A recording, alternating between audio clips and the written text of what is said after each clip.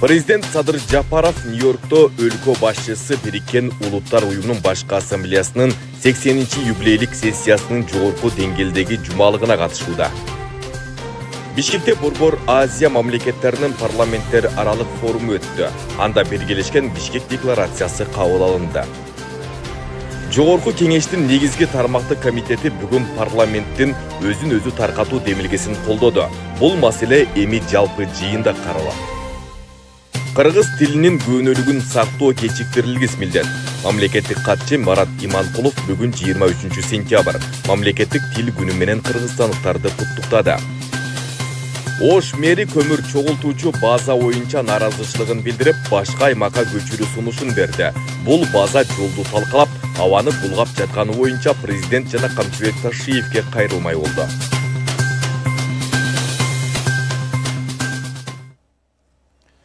Президент Садыр Жапаров Нью-Йорктогу Бириккен Улуттар уюмунун башкы ассамблеясынын 80-чи юбилейлик сессиясынын жогорку деңгээлдеги жумалыгына катышууда. Ошондой эле иш сапарынын алкагында бир катар маанилүү жолугушуулар өтүп, Кыргыз делегациясы дүйнөлүк коомчулук менен актуалдуу маселелерди талкуулоодо. Ал эми кече президент атылган шаарга учуп барары менен Улуу Британиянын мурдагы премьер-министри Тони Блэр жана АКШ президентинин атайын өкүлү менен жолугушууларды өткөрдү. Президенттин алдыда дагы кандай иш мерчемдери бар? Кийинки материалда. Москвада жашап, иштеп жүрүп жыйган мүлктөрүңүздү сүрсүтпөй, батирден батирге көчкөндө төгүп чачып жоготпой, айлыңызга бат-бат жиберип туруңуз. Бул үчүн 12 жылдан бери Москвадан Кыргызстанга жүк ташуу менен алектенген Зайырбек Маматкаримов аттуу туруктуу ишкерди сунуштайбыз. Зайырбектин машиналары мыкты, кызматкерлери жооптуу, кампалары кенен, жүктү үйүңүздөн алат. Ар бир 7 облусубузга чейин барат. Ар бир аманаттын амандыгына кепилдик берет. Кызмат акысы буюмуңуздун көлөмүнө жараша 500 рубльдан башталат. Байланыш номерлары +7 926 788 70 70 +7 929 624 63 64. Кыргыз Республикасынын президенти Садыр Жапаров Нью-Йорк шаарына Бириккен Улуттар уюмунун башкы ассамблеясынын 80-чи юбилейлик сессиясынын жогорку деңгээлдеги жумалыгына катышуу үчүн келди. Мамлекет башчынын учагы кече 22 сентябрда Джон Кеннеди атындагы эл аралык аэропортко конду. Президент Садыр Жапаровду АКШ президентинин глобалдык өнөктөштүк маселелери боюнча атайын өкүлү Паула Замполи баштаган расмий адамдар тосуп алды. Кош келиңиздер. Президент Трамп C5+1 формат абдан көп внимание берет.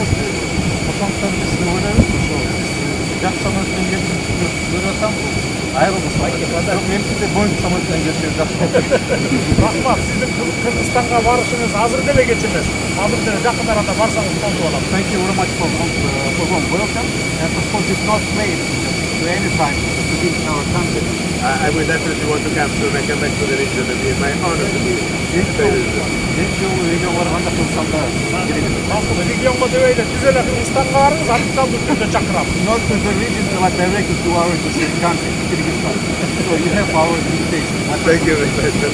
Сапардын биринчи күнүндө президент Садыр Жапаров Улуу Британиянын мурдагы премьер-министри учурда Глобалдык өзгөрүүлөр институтунун аткаруучу төрагасы Тони Блэр менен жолугушту. Жолугушууда Кыргызстандын улуттук келечектүү долбоорлору талкууланып, өзгөчө көңүл бюрократияны азайтуу маселесине бурулду. Тони Блэр өз сөзүндө мамлекеттик башкарууну модернизациялоо жана экономикалык өнүгүү боюнча Кыргызстандын жетекчилиги жасап жаткан кадамдарды жогору баалап, өз институтунун тажрыйбасы менен бөлүшүүгө даяр экенин билдирди. Тараптар эки тараптуу кызматташтыкты улантууну макулдашты. Урматтуу Блэр мырза, сиз менен ушу Нью-Йорк шаарында Бириккен Улуттар уюмунун 80-чи жылдык мааракесинде жолугушуп, таанышып жатканына кубанычтамын. Сизди Улуу Британиянын жана ушу дүйнөлүк саясатта ордуңуз чоң саясатчы катары билем мен. Кыргыз Республикасы Улуу Британия менен жана Америка Кошмо Штаттары менен деги эле жалпы Европа менен эки тараптуу кызматташтыкты жогорку деңгээлге чыгарууга биз кызыктарбыз. Азыркы учурда биз Кыргызстан улуттук мындай ири долбоорлорду ишке ашырууга бел байлап жатабыз. Урматтуу Блэр мырза, ушул жылдын июнь айында сиз Кытайда Кыргыз Республикасынын министрлер кабинетинин төрагасы менен жолукканда сиздин консультациялык кызматтарды сунуштаганыңыз мага маалым. Сиздин сунуштарыңызды мен жеке өзүм дагы сиздин оозуңуздан укканга даярмын. Well, first of all, Mr. President, thank you so much for seeing me. It's a great pleasure. Урматтуу президент мырза, мен эң биринчиден сиз менен жолукканыма абдан кубанычтамын.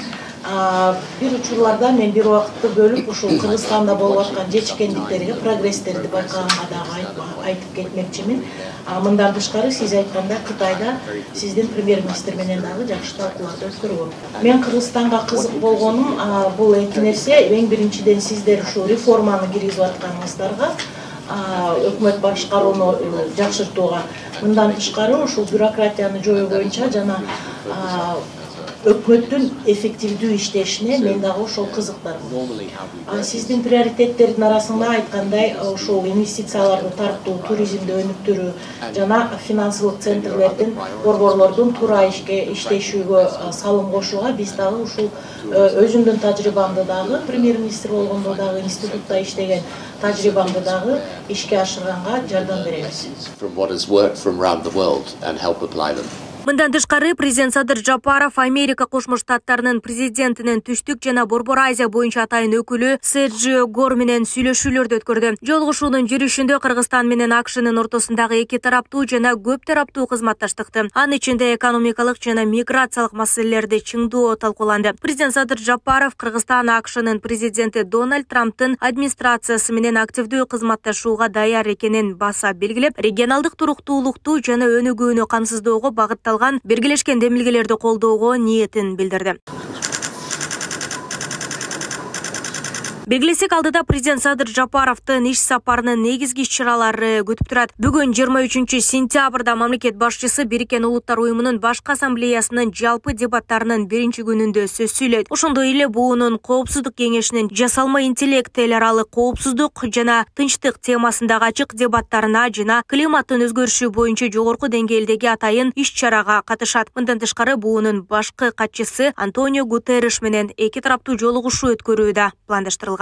Нурзада Сыдыкова, Майрамбек Абдибилалуулу, регион, Нью-Йорк шаары. Өлкө башчысы Садыр Жапаров 4-чү элдик курултайды өткөрүү жөнүндө жарлыкка кол койду. Кезектеги 4-чү элдик курултай 2025 жылдын 22 декабрында Бишкек шаарында өткөрүлөт. Жарлык Кыргызстандагы элдик бийликтин негиздерин бекемдөө, жарандык коомду консолидациялоо жана өлкөнү туруктуу өнүктүрүү максатында кабыл алынган. Курултайга жалпысынан 700 делегат катышат. Делегаттарды шайлоо, курултайды өткөрүү жана координациялоо үчүн уюштуруу комитети түзүлдү. Делегаттарды шайлоо тартиби улуттук кеңеш тарабынан иштелип чыккан жана бекитилген жоонун негизинде аныкталат. Делегаттарды шайлоону уюштуруу жана өткөрүү ишине президенттин ыйгарым укуктуу өкүлдөрү, жергиликтүү мамлекеттик администрациялар, Тышкы иштер министрлиги, Эмгек министрлиги жана башка тиешелүү мамлекеттик органдар, ошондой эле Кыргызстан элинин ассамблеясы катышат. Ички иштер министрлиги делегаттарды шайлоо учурунда коомдук тартипти жана коопсуздукту камсыз кылат. Жарлыктын аткарылышын контролдоо президенттин администрациясына жүктөлдү. Жарлык расмий жарыяланган күндөн тартып күчүнө кирет. Ошол аркамда турган эжекебизге жардам керек экен. Колуңуздардан келишинче жардам кылып ушул видеороликти максималдуу түрдө таратып кетиңиздер. Ушу 1,5 жылдан бери ушундай акыбалда жатат экен туугандар. Алланын ыраазычылыгы үчүн колуңуздардан келген жардамды берип кетиңиздер. Эже, бул качандан бери ушинтип башталган негизи? 2022'den beri tutum kakşa olup, kurt çekende yol çıkıp, çekende yol kakşa oluyor tabi de. 2022-23 vafşı olmaya kaldım da. Aksa bas, ondan keyin 2024 törögönden keyin töreylekleri basmaya kaldım da vafşı. Nar ona, yer ona, kıskası falan dedi. Apresaj olmayacak, beni kap geldim de. Ondan apresa oldum 2024 Ağustos'ta, bu yıl 1 yıl oladı da. Neni kalaysan uşun? Hem şu alıp olamışsınız, basıp geçişim gerekmiş. Onların geleceğini, ondan yola düşünmek öyle. Allah'ım şu şifa versin Ecik'e. Şifa veretip dayım. Ayağlık şifa olsun geleceğim. Бүгін Бишкек шаарында Борбор Азия өлкөлөрүнүн парламенттери аймакты ар тарапты өнүктүрүү үчүн натыйжалуу чечимдер аттуу 3-чү парламенттер аралык форум өттү. Иш чаранын алкагында тараптар Борбордук Азия мамлекеттеринин парламенттери аралык кызматташтыгын чыгындоо аркылуу туруктуу экономикалык өсүштү камсыздоо, миграциялык процесстерди жөнгө салуу жана санариптик чөйрөнү өнүктүрүү маселелерин талкуулады. Эскерте кетсек, буга чейин форумдар 2023 жылы Казакстанда, ал эми 2024 жылы Өзбекстанда өткөн.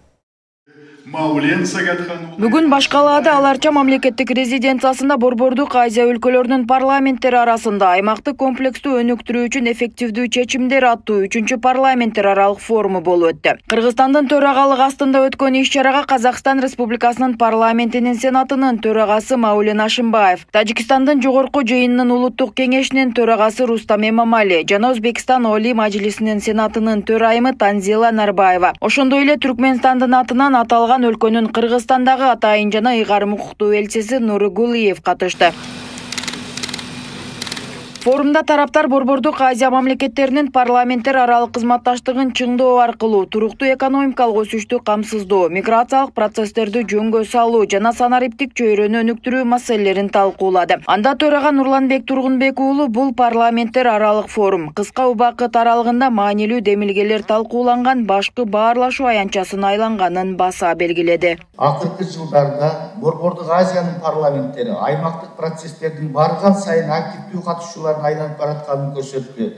Биздин жалпы максатыбыз өз ара урматтоо, ишеним жана ынак коңшулук принциптеринин негизинде аймактагы тынчтыкка, туруктуулукка жана гүлдөп өнүүгө көмөктөшүү. Буга байланыштуу Кыргыз-Тажик мамлекеттик чек арасын делимитациялоо процессин аяктагандыгын өзгөчө белгилегим келет. Бул жетишкендик биздин эки өлкө үчүн гана эмес, бүтүндөй Борбор Азия үчүн тарыхый мааниге ээ десем эч жаңылышпайм. Тактап айтканда, бул жетишкендик өз ара урматтоонун, ишенимдин жана компромисске умтулуунун негизинде эң татаал маселелерди чечүүгө боло тургандыгын ачык айкын мисал болуп калды. Оболу миграция жана эмгек агымдары жарандардын укуктарын мыйзамдык жактан камсыздоо жана экономиканын туруктуулугу, инвестициялык климатты жакшыртуу жана Борбордук Азия мамлекеттеринин экономикалык ачыктыгын жогорулатуу боюнча мыйзам чыгаруу чаралары, парламенттер жана санариптик суверенитет, кибер коопсуздук, санариптик чөйрөнү укуктук жөнгө салуу жаатында кеңири сөз болду. Андан сырткары аймак үчүн маанилүү инфраструктуралык долбоорлордун бири Кытай-Кыргызстан-Өзбекстан темир жолунун жана Камбар-Ата бир кесинин чыныгы логистикалык коридор болуп, соода, инвестициялык жана өндүрүштүк кызматташтыкты өнүктүрөөрү спикер тарабынан белгиленди.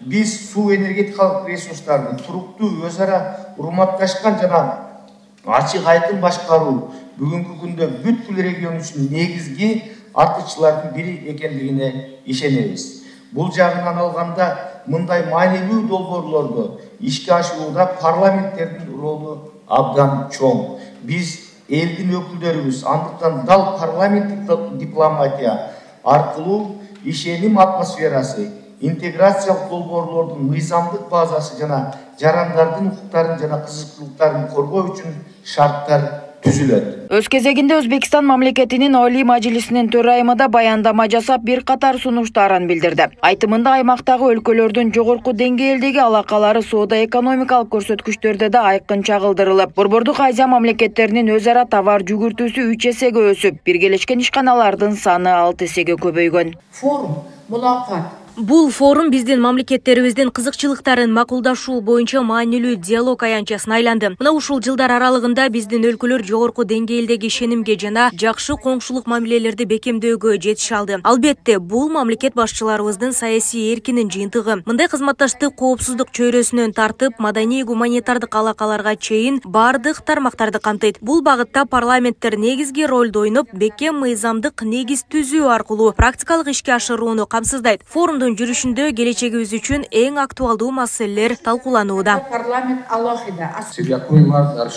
Парламенттик дипломатияны илгерлетүү аркылуу биз өлкөлөрүбүздүн максаттарына жетүү үчүн ыңгайлуу укуктук негиздерди түзүүгө олуттуу салым кошо алабыз. Мамлекет башчыларыбыздын туруктуу жана жаратмандык саясатынын негизинде Борбордук Азия акырындык менен өз ара пайдалуу кызматташтыктын аймагын айланууда. Бул жаңы атмосферадан элдерибиз чоң утушка ээ болууда. Мындан сырткары 31 мартта Худжанд шаарында Кыргыз Республикасынын, Тажикстан Республикасынын жана Өзбекстан Республикасынын ортосундагы 3 мамлекеттин мамлекеттик чек араларынын кесилишүү чекити жөнүндө келишимге кол коюлушу тарыхый кадам деп эсептейбиз. Бул бизге жаңы мүмкүнчүлүктөрдү ачып, коңшулук мамилелерди мындан ары дагы чыңдоого жол ачат.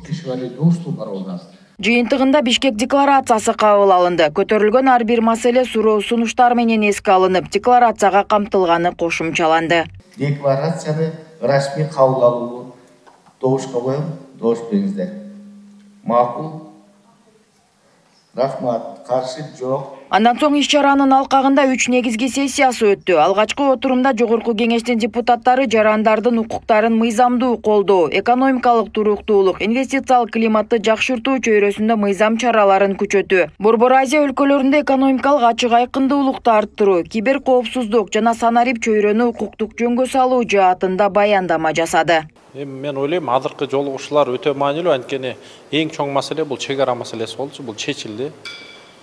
Кыргызстан, Тажикстан, Өзбекстан ортосунда мындай бир чекит коюлду, бул эң маанилүү нерсе. Эми мындан ары биз эмне кылабыз дегенде, ар бир өлкөнүн күчтүү жактары бар экономика жагында. Ошол жагын менен бири-бири менен мындай айланышып, ошол күчтүү жак менен бири-бирине таасир этсе, мен ойлойм бардык ушул аймактын экономикалары жакшы өнүгөт. Буга чоң мисал бул евро биримдик деп койсок болот. Мисалы мен азыр чек арадан өтүп атканда эмнени байкайм? Кайсы өлкөгө кирбесең, ошол жерден мобилдик жаңы телефон алышың керек да, номерчи. Бул ыңгайсыз да. Бул биринчиден бири-бирибизге каттайбыз, күнүнө миң деп. Ошолорго ыңгайсыз, туристтерге ыңгайсыз. Евро биримдикке барсаңыз, Vodafone деген бир байланыш бар. Бүт о евро биримдик өлкөлөрүндө иштейт. Бизде эле балким ушул сыяктуу бир байланыштарды түзүшүбүз керек. Биздин ушул көп жарандарыбыз азыркыга чейин деле мына Россияда иштеп атат, башка мамлекеттерде иштеп атат.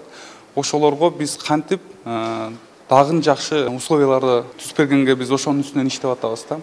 Ал жерде да ошол парламент арасылык келишимдерди биз түзүп атабыз. Азыр эми буюрса бул сессия өтсө, ошонун жыйынтыгында дагы биз ойлонуштуруп, дагы бир ошол жеңилдиктерди, биздин ошол миграцияда иштеп жүргөн биздин жарандарга жеңилдиктер кылып бергенге аракет кылып атабыз да. Өтө маанилүү маселелердин бири болгон ошол коопсуздук маселеси көтөрүлүп атат. Бул эми дүйнө жүзүндө азыр жалпы ошол дүйнөлүк коомчулук кызыккан темалардын ошол маселе коопсуздук боюнча мына бардык мамлекеттердин парламент төрагалары ошол коопсуздук маселесине токтолуп өтүштү. Андан кийинки чоң маселенин бири бул эми албетте экономика, инвестиция.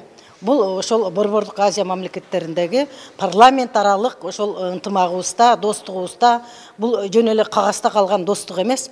Биз бири-бирибизди ошол кол кармашып, инвестициялык жаатта кызматташалы. Алакаларыбыз, соода сатык, ушул тиги достук мамилелерибиз, ушул эл аралык экономикалык инвестиция тартуудагы маселеде дагы ар тараптуу бири-бирибиз менен мындай тилектештикте иштешели деген сунуштарын айтышты. Белгилей кетсек, буга чейинки форумдар 2023 жылы Казакстанда, 2024 жылы Өзбекстанда өткөн. Ал эми кийинки форум Тажикстан Республикасында өткөрүү сунушу кабыл алынды. Нурзат Көчүмкулова, Кудайкалы Сомуралиев, регион, Бишкек. Жогорку Кеңештин конституциялык мыйзамдар, мамлекеттик түзүлүш, сот укук маселелери жана регламент боюнча комитети бүгүн парламенттин өзүн-өзү таркатуу демилгесин талкуулап колдоду. Демилгечи 32 депутат мындай кадамды өлкөнүн туруктуулугу үчүн зарыл деп эсептешсе, айрым депутаттар жүйөлөр жетишсиз экенин белгилешти. Маселе Жогорку Кеңештин жалпы жыйынында добушка коюлса, чечим кабыл алуу үчүн кеминде 60 депутаттын колдоосу талап кылынат. Эгер чечим чыкса, 5 күндүн ичинде президент мөөнөтүнөн мурда шайлоо дайындайт. Шайлоо болжол менен 30 ноябрга белгиленери айтылууда. Ошондой эле комитет жыйынында БШКнын жаңы мүчөлөрү жана Гүлчү айылына шаар макамын берүү боюнча мыйзам дагы каралды. Толугураак кийинки сюжетте сөз болот. Касмамбетов Сүйүнбек Сапарбековичтин талапкерлигин Кыргыз Республикасынын Жогорку Кеңешине киргизем. Сүйүнбек Касмамбетов БШКнын мүчөлүгүнө талапкер катары сунушталды. Бүгүн 23 сентябрда Жогорку Кеңештин конституциялык мыйзамдар, мамлекеттик түзүлүш, сот жана укук маселелери боюнча комитетинде Сүйүнбек Касмамбетовду шайлоо жана референдум боюнча борбордук комиссиянын мүчөлүгүнө талапкер катары карашты. Анын талапкерлигин президент сунуштаган. Эскерте кетсек, Сүйүнбек Касмамбетов быйыл май айында мамлекеттик катчы кызматынан өз калуусу менен кеткен. Кыргыз Республикасынын шайлоо жана референдум өткөрүү боюнча борбордук комиссиясынын мүчөлүнүн кызмат ордуна шайлоого Касмамбетов Сүйүнбек Сапарбековичтин талапкерлигин Кыргыз Республикасынын Жогорку Кеңешине киргизем. Мүчөсүнүн кызмат ордуна шайлоо үчүн Касмамбетов Сүйүнбек Сапарбековичтин талапкерлиги киргизилсин деген депутаттар добуш берип коңуздар. Макул? Каршы жок. Гүлчү айылына шаар макамы берилет. Жыйындын жүрүшүндө депутаттар Ош облусунун Алай районундагы Гүлчү айыл аймагына райондук маанидеги шаар статусун ыйгаруу тууралуу мыйзам долбоорун 3 окууда карап жактырды. Мыйзам долбоору боюнча мамлекеттик кызматтар агенттигинин директору Кудайберген Базарбаев баяндама жасап, айыл шаар макамын алуу үчүн бардык мыйзамдык талаптарга жооп берерин белгиледи. Анын айтымында Гүлчү айыл аймагынын калкынын 90% таза суу менен камсыз болгон. Жолдордун 63%-на асфальт төшөлгөн. Гүлчү айыл аймагында боюнча айта кетсек, калкын саны 222.566 адам түзөт, 4.500 кожолук бар. Айыл аймактын курамында 12 айыл бар. Гүлчү айыл аймактын жашоочуларынын айылдык кеңештин депутаттарынын чечимдерин жана сунуштарын колдоо максатында мыйзам долбоорун кечиктирилгис катары карап 3 окууда бир колдоп бериңиздерди суранабыз. 3-чү окууда добушка коем. Макул? Каршы жок. Рахмат. Жогорку Кеңештин конституциялык мыйзамдар, мамлекеттик түзүлүш, сот укук маселелери жана регламент боюнча комитети парламенттин өзүн-өзү таркатуу тууралуу демилге көтөргөн депутаттык топтун сунушун карады. Демилгечилердин бири 32 депутаттын катарында болгон Улан Примов баяндама жасап, мындай кадам мамлекеттин туруктуулугу жана стабилдүүлүгү үчүн жасалып жатканын белгиледи. Ал Жогорку Кеңешти таркатуунун себептери катары президенттик менен парламенттик шайлоону кыска убакыт аралыгында өткөрүүнүн ашыкча жүк болоорун кошумчалады. Жогорку Кеңештин депутаттарынын кезектеги шайлоосу, урматтуу депутаттар, 2026 жылдын ноябрь айынын аягында өтүш керек. Бирок бир айдан кийин эле Кыргыз Республикасынын президентинин кезектеги шайлоосу өтүүгө туш келип жатат. Мындай учур саясий туруксуздукка алып келиши толук ыктымал. Мамлекетте мындай учурларда биз жол бербешибиз керек. Мамлекетте бийлик бутактары толук кандуу, кандай учур болбосун иштеп туруусу зарыл. Кыска убакыт аралыгы менен 2 масштабтуу шайлоо кампаниясын уюштуруу жана өткөрүү олуттуу финансылык, адамдык жана материалдык техникалык ресурстарды талап кылат. Бул шайлоо системасына ашыкча жүктү жаратып, каталардын жана мыйзам бузуулардын коркунучу дагы күчөшү ыктымал. 7-чакырылыштагы Кыргыз Республикасынын Жогорку Кеңешин өзүн-өзү таркатуусу боюнча урматтуу депутаттар сунушту киргиздик. Депутат Элмурза Сатыбалдиев комитеттеги талкууда келтирилген жүйөлөр Жогорку Кеңешти таркатууга негиз боло албай турганын белгиледи. Ошол эле учурда ал парламенттин жаңылануусун колдой турганын айтып, өзү шайлоого катышпай турганын да кошумчалады. Өзү таркатууга тиешеси барбы? Эми кайсылыр бир деңгээлде тиешеси бар элимиз. Аны тиешеси жок, аны тиешеси бар деп туруп айтып атпайсызбы? Мейли, экинчиси тиешеси барды айтып элет. Мен оюмда жок, мындан ары барганга мен ыраазымын. Депутат болдум. Өзүм шайлоочулардын алдында бардык наказдарды аткардым. Бир аз эскирдик.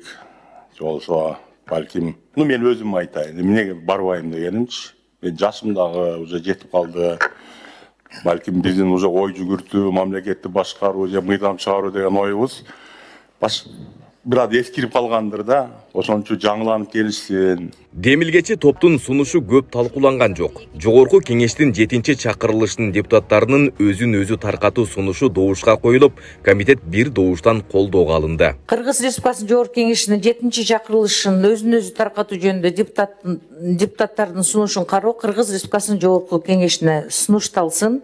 Ушул чечим маселени кароо датасын аныктоо үчүн Кыргыз Республикасынын Жогорку Кеңешинин координациялык кеңешине жөнөтүлсүн деген депутаттар добуш берип коңуздар. Макул? Каршы? Жок, рахмат. Өткөн аптада жогорку кеңеште өзүн өзү таркатуу боюнча 32 депутат кол топтоп, сунуш парламенттин төрагасы Нурланбек Тургунбек уулуна жөнөтүлгөн. Спикер бул демилгени колдоорун билдирген. Мыйзамга ылайык парламент өзүн өзү таркатуу чечимин кабыл алышы үчүн депутаттардын жалпы санынын 3/2 кем эмес. Башка